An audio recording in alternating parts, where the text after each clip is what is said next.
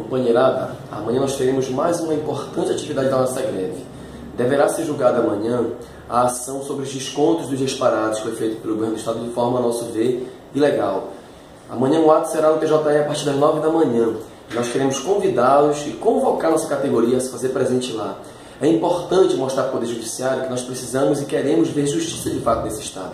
A greve é um direito, é legal, e ela só iniciou e permanece por conta da intransigência do governo Jatene.